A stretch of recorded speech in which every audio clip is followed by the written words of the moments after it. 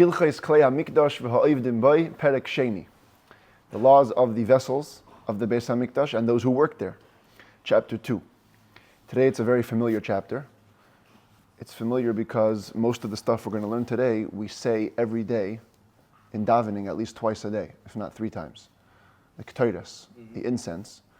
We read about it before davening, we read about it at the end of davening by Inkelokeinu, and we read about it before mincha. And it's good to pay attention to it because most of the laws from today are literally parallel of what we say each day about this special avoda that was done every day in the temple, the bringing of the incense. It's considered to be one of the highest services. In fact, on Yom Kippur, the one time a year that the Kohen Gadol went into the Kodesh HaKodashim, what did he do there? He offered ketores, he offered incense, because incense is considered, according to the Zohar, to ascend to the highest secrets of the infinite. And the Rambam here will discuss the laws about the incense. Also, at the end of the chapter, we're going to get a little bit of another element related to the vessels in the temple, the idea of carrying the Aron, carrying the Holy Ark on the shoulders. But that's going to be at the end. Mostly we're focused on the ketores. Says the Rambam, HaKetores naseis b'chol shana v'shana. The incense had to be prepared every year. In other words, they would make enough to last for a year. And then the next year had to be made again. V'asiyasa mitzvah saseh. And making it is a positive mitzvah. Shenemar, as it says. Some Rambams over here have the word ve'ata, but that word should be skipped. It should be kach lecha samim, the gomer. Take for yourself spices. Hashem told Moshe Rabbeinu, take for yourself spices. We say this paragraph every morning in Korbanot before davening. V'nisparshu b'Torah arba'a misam moneha. Even though, as we're going to see in a second, there was 11 ingredients in the ketores, but in the Torah it clearly says only 4 of them. Vehein, which are the very next words in the verse, notaf, u'shcheles, v'chelbena, u'levaina. These 4 things. Notaf, shcheles, chelbena, and levaina, will soon translate them. U'shar samem moneha halacha l'meisha misinai. The fact that we know that there are 7 more ingredients that go in is learned from tradition, straight from Moshe Rabbeinu on Mount Sinai. By the way, according to some, it's actually hinted in the verse. If you see, it says kach lecha samim. Samim is plural. That's 2 spices. Notaf, u'shcheles, v'chelbena. Now you have a total of 5. Then when you say the word samim again, it means you have to add the same amount. So 5 more. That's 10. Plus levaina is 11. That's a hint to it in the verse. As the Rambam says in Halacha Beis, achad asar samimonim nemru lei l'Moshe misinai. There were 11 spices, 11 ingredients that were told straight to Moshe Rabbeinu on Mount Sinai to be taken as part of the ketores. Veheim sha'osin oisan b'mishkal mechuvan. These 11 are the ones that were put into the ketores with an exact weight. We're soon going to see that these 11 had an exact amount that would go in. And besides for the 11, there were 3 other ingredients that went in without weight. Umeisifa nima and beloy mishkal, we add on to these 11 without a specific weight. Melach sdoimis, the famous or the infamous Sodom salt, was very thick, very, very potent. The kipas hayarden. Kipas hayarden, it's a bit of a machlekes what it is. Classically, it's translated as amber. Amber is like no, amber is a rest. It's a sap. When you have these ancient trees, but it is fossilized. But the resin is fossilized. It's kind of buried into the ground, and through like a natural process, it comes out. And when you heat it, it produces this fragrance. So according to most, kipas hayarden is Jordanian amber. Other people say kipas hayarden is actually a rose. A rose? Yeah, Shoshana rose would go into the spices, and Rabbi Aryeh Kaplan in the Living Torah, he identifies it as cyclamen, which is actually quite a famous flower today. Ve'esav echad shema le'ashan. Plus, they would put in a specific herb that would help the smoke rise out of the ketores, and this was a secret herb. The only people that knew it were specific people. It was a tradition received man from man. Matter of fact, the Talmud doesn't make such good mention of them because of this. They kept the secret. They should have shared it a little bit. But this was like, the Coke recipe. That's supposed to be apparently secret. So the ketores recipe was secret. It stayed in the family. So in total, if you look at it now, you basically have 14 ingredients. 4 that are clear in the Torah, 7 more that were given halacha l'Moshe Sinai. Those 11 together had a specific weight, and then there was 3 more that were added without a specific measurement. Halacha Gimel v'zehu mishkal achad asar samaneha. This is the number or the weight of the 11 ingredients. And now we're going to go through one by one the translation and the identification of these spices. Notaf, so commonly it's translated as stakti. That's the type of sap also that comes from trees. But the Rambam momentarily, in the end of the next halacha, very rarely, is going to give us the names in Arabic for these spices, because the Rambam's spoken language in his time was Arabic, because other Sfarim were written in Arabic. So he gives the Arabic names, and according to most people's understanding of the Rambam's Arabic identification of this spice, it's actually the Arabian balsam tree, which is basically, looks like a thorn bush, but there's actually fruits that grow on this thing, and they produce a fragrant fruit, essentially. So that's nataf. Shcheles is, according to the Rambam, in his own identification, it's unclear what he refers to, but it's commonly translated as onycha, which is like a black, like the onyx stone. So onycha, like it's like a type of spices? No, so today tziporen in modern Hebrew means cloves. It's definitely not the clove, but again, it's commonly translated as onycha, this black type of spice. Do we know where is it and where to get it? Yeah, you could look it up on Google. It's easy to access. The chelbana commonly, definitely according to Rashi, is galbanum, which is a very actually foul smelling. Doesn't smell so good. It's a plant. Doesn't smell good. The Talmud says that we included chelbana in the Ketores to show that even the wicked people need to be included in the Jewish people sometimes. Don't think that the Ketores was just for totally good smell. There was also some foul smelling stuff in there to hint to the idea of tshuva. The Rambam's identification seems to be what's called the liquid amber. Liquid amber, specifically they point to the liquid amber orientalis, the type of plant being referred to over here. It does have a similar structure to the galbanum, as you can see, this little fruit over here. But it's either one of these two. Levaina is most commonly translated as frankincense, which comes from the tree that's called boswellia, the boswellia family. They produce these little berries, little rocks, mineral type of things, and they can be made into a fragrant spice. That's levaina. So these are the 4 that are clearly mentioned in the Torah. Mikol echad mishkal shivim maneh. From each of these 4, we took 70 maneh. A maneh is about a pound in today's equivalent. So think about 70 pounds of each one. So 70 times 4, that's 280 pounds just from these 4 spices. The hamaneh meya dinarin. The maneh is 100 coins of those times. Then we continue. Moir we actually discussed yesterday in the context of the Shemen HaMishcha, musk. It's that pod that can be found in the abdomen of the musk deer. You open it up, the blood kind of gets dried, it becomes granular, you make it into a spice. That's myrrh. Again, according to Rashi, it's myrrh, a different plant, not the musk. But according to Rambam, it's clear that it's the musk plant. Uktzia. Ktzia, interestingly, the Rambam himself writes elsewhere that he doesn't know the identification of this spice. But commonly it's translated as cassia. The shiboiles nerd is commonly translated in the Siddur. If you look at the English Siddur, they say spikenard. That's this one over here. But Rashi translates it as spike lavender. And the Rambam seems to follow the same identification. It's part of the lavender family. It grows, that's why it's called shiboiles. It grows like a stalk. It grows upwards, spike lavender. The charkoim, that's universally agreed upon, saffron. A very, very rare, expensive spice. And these 4, moir, ktzia, shiboiles, nerd, v'charkoim, mikol echad shisha asar maneh. Each one had 16 maneh, about 16 pounds. So we're talking now 64 pounds. So 280 plus 64 is what? Is 344 pounds already. Koisht is kostas, also almost universally agreed upon. Shnei masar maneh, 12 maneh. Another 12 pounds, so we're at 356 now. Kinamain, tisha manim. So kinamain today, most typically translated as, where am I? Cinnamon.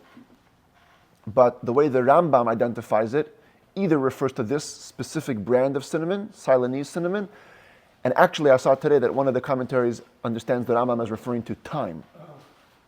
Thyme, not cinnamon. Thyme, the thyme spice that you can buy today in the market.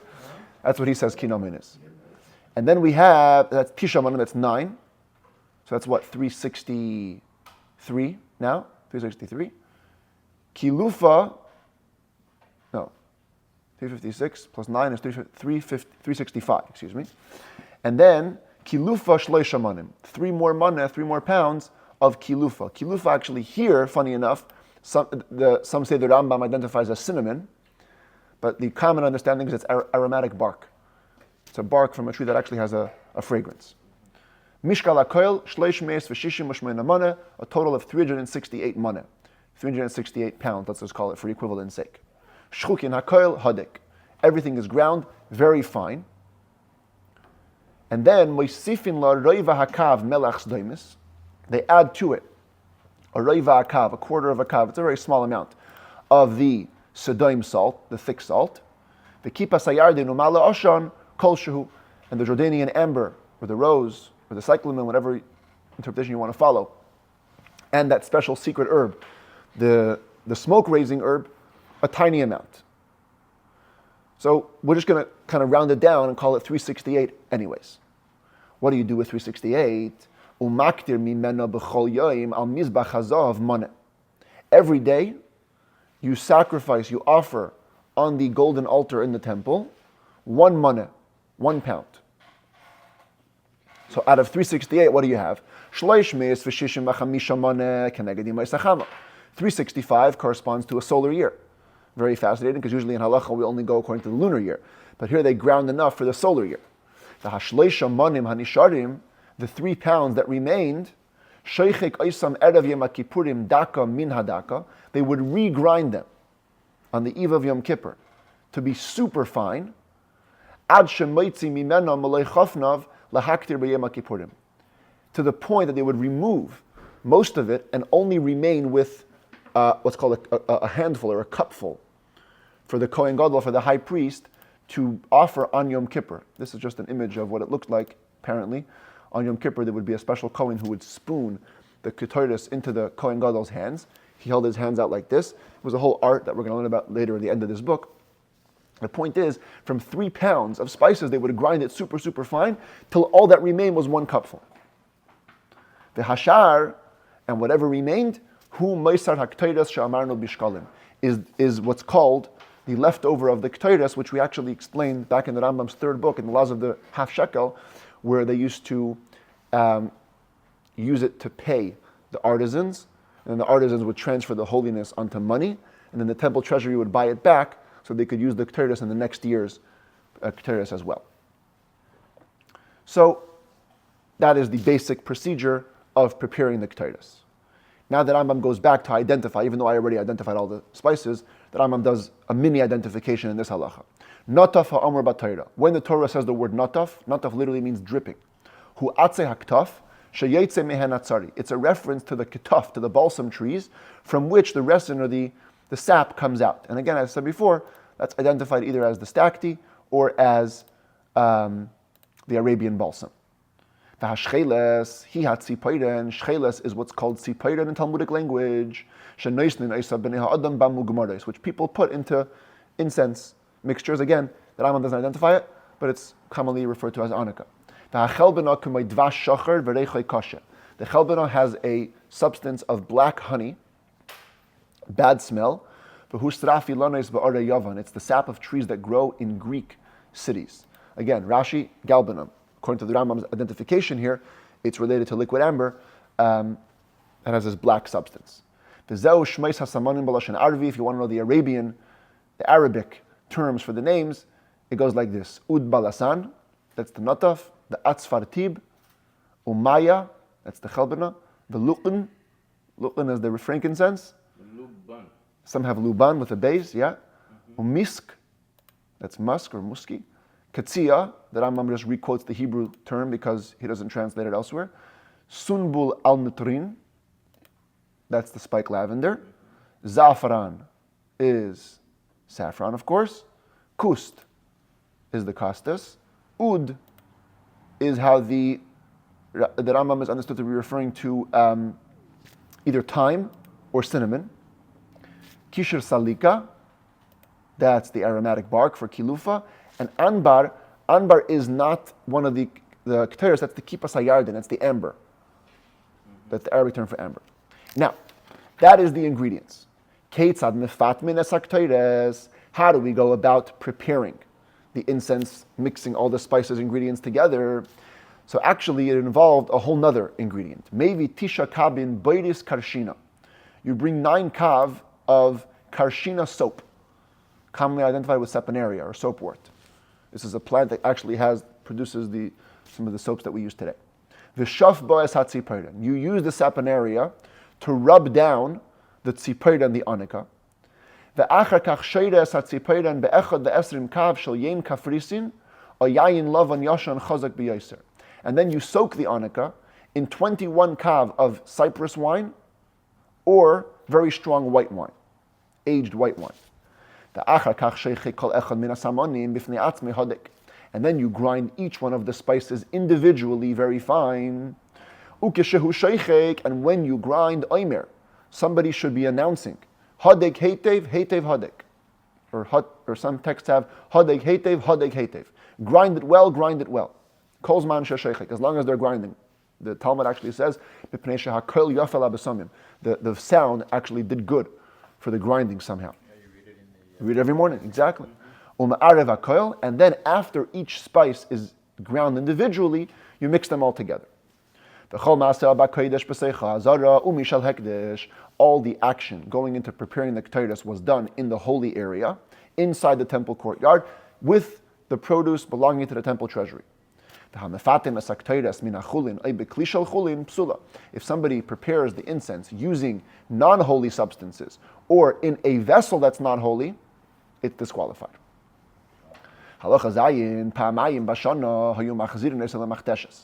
Twice a year, they would put all the spices back in the grinder.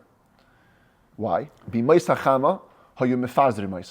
In summertime, it was important to air out the spices, so it shouldn't become moldy. In wintertime, it was important to actually compound it, pack it, so it shouldn't lose the smell in the wintertime. If you put even the tiniest amount of honey, even though honey smells great, tiniest amount disqualifies it. Torah says you can't put any honey in things that are offered on the altar.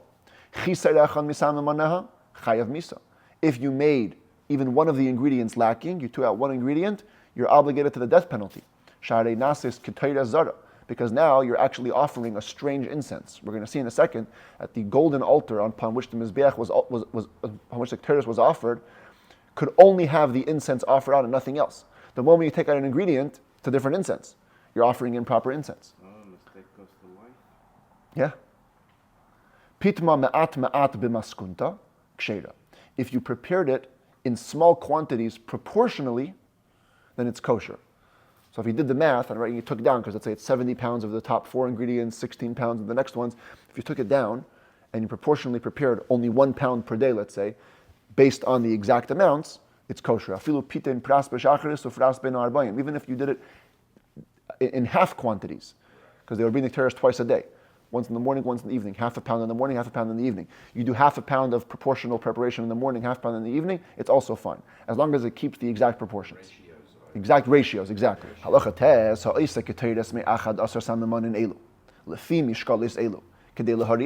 somebody produces the incense using these 11 ingredients with the same weights, just to have a good smelling incense in his house, even if he didn't actively smell it yet, you just made it to smell, if you did it purposely, you get kares, you get cut off, excision.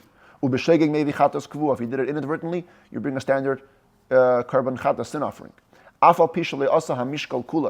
Even if you didn't make, again, same thing, even if you make the full amount, you only made it half or a third with the same ratios. Since you use the same measurements, the same proportions, chayav kares, you're obligated, liable to the death penalty. Shenemar, as it says, b'maskunta. Where's the pasuk here? Excuse me. B'maskunta lo yisa'asu lachem. In its proportion, you shall not make for yourself. Ish asher yaseh chamayha lehariach ba v'nichras me'amav. Any man who makes like it to smell it will get cut off from his nation. Halacha Yod, like we had yesterday with the Shem and Hamishcha, Asa lihislamid ba oila masra letzibur, if a person only made it to learn, not to smell, just to practice how the ketores is made, or he actually wanted to give it over to the community, make a donation, potter, he's exempt. Hiriach ba v'le asa, if he only smelled it for his own purposes, didn't actually produce it, ein chayav kares, you don't get the excision. Eladinai kedin kol hanenam in a hektish. The law follows the law that, like anybody that has pleasure from hektish. At the very end of this book, we're going to have the laws of mi'ila, sacrilege. That's misusing holy things. There's other laws for that. So smelling the ketores is the same thing over there.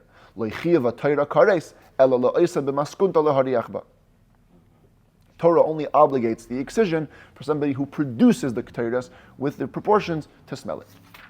Halacha Yud Aleph, Mizbach Hazav Sheba, the golden altar in the Heichal, in the temple structure, Olav Maktirin Akteros B'chol Yom. That was the one upon which the ketores was brought every day. Ve'ein makrivin olav davar acher, and nothing else should be brought on it. That's the Rambam's language here. He says, first general statement, nothing else should be brought on it. V'im hiktir olav ketores acheres she'ena kazu. If he offered on it a different type of incense, not matching these ingredients, or you brought a ketores, but not one made by the temple, it was donated by somebody else. It didn't belong to the full community. Or you sacrificed another sacrifice on the altar. Or you poured a libation. You get lashes. As it says, you shall not bring upon it a strange incense, a foreign incense, a burnt offering, or a flower offering. The gomer, etc. The Rebbe has a sikha where he explains, so many people ask the question, when Torah itemizes different things, each one should carry its own prohibition. Torah here itemizes three things. Ketores zara, oila, umincha. If you bring all three, you should get 3 sets of lashes. But the Rebbe understands that the mitzvah is not so much on the objects. The mitzvah is on the mizbeach. The mizbeach cannot have anything foreign brought on it. And therefore, whatever is foreign is under that umbrella. And the Rebbe says, that's why the Rambam over here, if you look, he first says, ein makrivin olav davar acher, heading, general umbrella, don't bring anything else on it. That's the main prohibition. And then he itemizes all the different things that all fall under the general prohibition. So 1 set of lashes. 1 set of lashes for them all. The Rambam concludes now this chapter with a whole other law. And the Rebbe says it's put here because it's related to Klei Hamikdash. It's one of the laws that governs the vessels of the temple. And that is, when the Aron, the Holy Ark, needs to be transferred from place to place, the first thing we have to know is what's called the shlila, the negation. It should not be put on an animal or on a wagon. Not so much the focus on the people that are carrying it, as the Rebbe explains it, more on the cheftza, the object of the Aron, the Holy Ark, because it carries the Torah. It is like a Torah scroll and has to be treated with the proper dignity. That includes not putting it on anything else, animals or wagons. Ela mitzvah linotle ala kasef. Rather, it's a mitzvah to take it. The Rambam uses the word linotle exactly as referring to transportation. Taking it from place to place has to be done on the shoulder. Because King David forgot and transferred the Aron on a wagon in the famous tragic story, Nifratz Peretz be'Uzzah, Hashem breached a breach. When it came to Uzzah, Uzzah was a man who tried helping the Aron, he thought it was falling, and because he touched it, he was killed. Ela mitzvah l'nasei ala kasef. Rather, there's an active mitzvah to carry it. Here the Rambam uses the word l'nasei, referring to the active carrying on the shoulder. Shenemar, as it says, ki avodas hakodesh aleim bakasef yiso. The holy work is upon them. They have to carry it on their shoulders. Truth is, they carried everything on their shoulders, not just the Aron, all the other kelim as well. The Rambam only mentions the Aron because only the Aron has a special mitzvah related to the object of the Aron, that it must be carried in an honorable way, even while it's being transported. In other words, it always has to have what the Rebbe calls a makom meyuchad. It has to have a designated place, even while it's traveling. When it's in the Holy of Holies, for sure, but even while it's traveling, it has to have a specific place. Versus the other kelim, it's a technical thing. They have to be carried, and they shouldn't be carried any other way besides the shoulder. But it's not an active, it's not a proactive concept. With the Aron, it's a proactive concept. The Rebbe has a long talk on this in Kutei Sichos, volume 28. Halacha Yud Gimel, when they carried the Aron. on the shoulders. This is a demonstration of one of the times I guess they carried it into Yerushalayim. Noisin panim keneged panim. They had to carry it face to face. In other words, they had to face inwards. Whoever was carrying it, and Rambam doesn't even mention that it was the Kohanim. The Rebbe has a big chidush. He says it could even be the Leviim. Doesn't matter who was carrying it, as long as they carried it in the right way. Their backs were facing out, their faces were facing in. I'm looking at this picture, I think it's a little bit inexact, because these guys are facing forward. They should be facing backward. You have to be very careful that the bars, the staves, shouldn't go out of the rings. If somebody removes one of the bars from the rings, he gets lashes. Because it says, in the rings of the ark shall the bars be, they shall never be removed from it. The Rabbi once explained symbolically what this means. The Aron represents the Torah. It's the rabbis, the spiritual Jews, the leaders who hold onto the Torah. And then there's the bars, the supporters. Every Chabad house needs supporters, needs donors, needs people that support the Torah. So people think, the real thing is the Aron, the Torah. And the bars, they just come in as needed to help. No. Torah says the bars have to stay in the Aron. They're as important as the Aron. If they're removed for a second from the Aron, that's a negative commandment, you get lashes. Those that support the Torah are as important as those who keep and hold the Torah and learn the Torah. As a matter of fact, by divine providence, today's Hayom Yom. The Hayom of the 9th of Tammuz, the Rabbi writes that every parent needs Hashem's help with raising children. And the way to ensure it is to support those who study Torah.